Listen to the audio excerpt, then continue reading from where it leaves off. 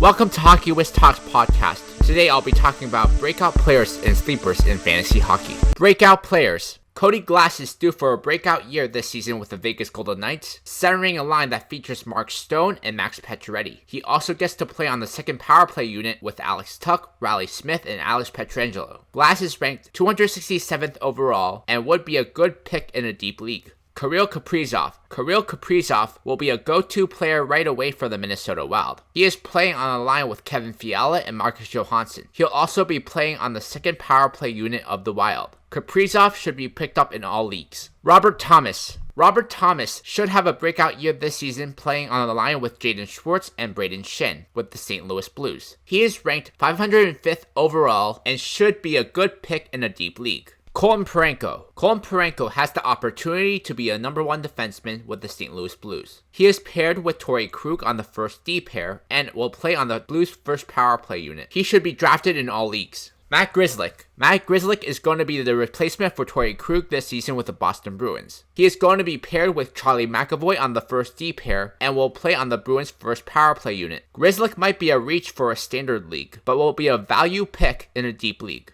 Thatcher Demko will tandem with Braden Holtby and go for the Vancouver Canucks. He showed flashes of brilliance last season in the playoffs, so it's possible he could have a breakout year this season. If you draft Braden Holtby, you should definitely look to draft Demko as well, as they will likely split playing time this season. And now a word from our sponsor. Check out my scouting blog at hockeywiz77scouting.com. Also visit my Facebook page, hockeywiz777, and my Instagram, hockeywiz777. Sleepers. Phillip Danault isn't going to wow you with his production in a standard league. However, if you are in a league that counts plus minus, faceoff wins, and hits, Danault is the player that covers all of those categories effectively. Alex Killorn is always a consistent 50-point scorer in the NHL. He will be playing alongside Anthony Cirelli and Tyler Johnson on the second line of Tampa Bay, and will also be playing on the first power play unit of the Lightning. Killorn should be drafted in any league that has more than 14 teams. Despite leading the Dallas Stars in scoring in the playoffs last season,